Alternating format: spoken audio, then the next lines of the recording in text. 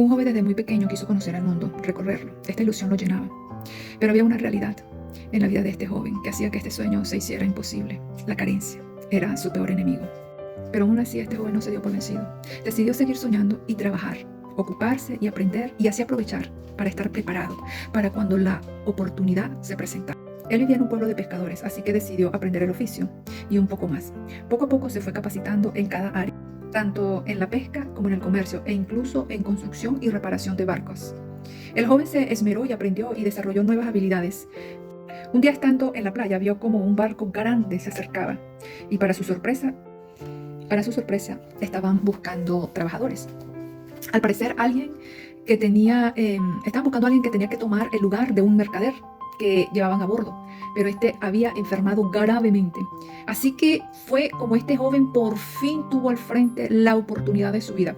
Al ser el más joven de su grupo, vamos a decir del pueblo, al ser joven pues no tenía familia, no tenía hijos y era fuerte. Así que todo conspiró a su favor y él fue el escogido. El joven no desaprovechó esta oportunidad, trabajó arduamente y aprendió aún más de lo que ya sabía. Aparte, se hizo muy confiable para con otros. Y así pasaron los años y este joven se hizo un hombre muy importante en la vida en el mar.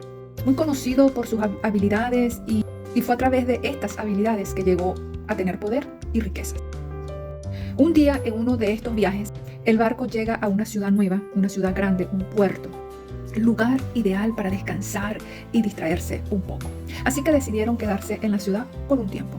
Ese joven que en un tiempo fue manso y humilde, se había convertido en un hombre poco arrogante porque sabía que poseía grandes habilidades. Pensaba para sí que sin él, su capitán no podía hacer nada. Y así pasaron los días y llegando el tiempo de partir de la ciudad, el hombre decide en su corazón que aún no era el tiempo de zarpar.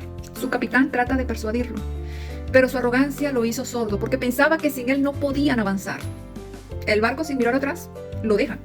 Y el hombre en su corazón aún pensaba que ellos iban a regresar por él, porque decía, es que es imposible que ellos naveguen sin mí, que ellos me necesitan, tienen que regresar. Ay, pasaron los días, semanas, meses, y aquel hombre se convirtió en la sombra de lo que era. Su poder, su riqueza lo habían abandonado y todos aquellos amigos que en algún momento lo animaron a que se quedara, ellos también se fueron. Cuando se vio solo y extraviado, se acordó de su juventud, de ese viejo amigo, la escasez, que era el que le estaba haciendo compañía en ese momento. Y en ese momento de desamparo, de arrepentimientos, este hombre comienza a llorar, porque se dio cuenta que había perdido el norte de sus sueños, de esos sueños de su juventud. Se dio cuenta que no solo había perdido su poder y riquezas, sino que también había perdido sus sueños, se había perdido a él mismo. Esa noche, al no tener dónde dormir, dónde llegar, se quedó observando las estrellas en el mar, en el muelle. Y fue en ese momento donde su conocimiento le permitió darse cuenta que venía una gran tormenta. Tormenta muy fuerte, así que decidió avisar a los pobladores para que se pusieran a salvo. Pero en cambio había tomado la decisión para él mismo de enfrentar la tormenta. Tal vez así ella podría acabar con la culpa, con la agonía del fracaso.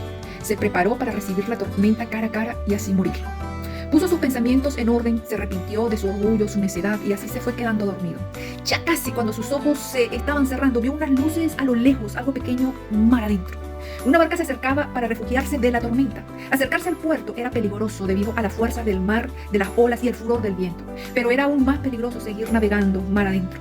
Para sorpresa del capitán del barco, había un hombre en el puerto que le hacía señales y a través de esas señales lo ayudaba a acercarse correctamente y gracias a este hombre lograron anclar y pasar esa tormenta a salvo.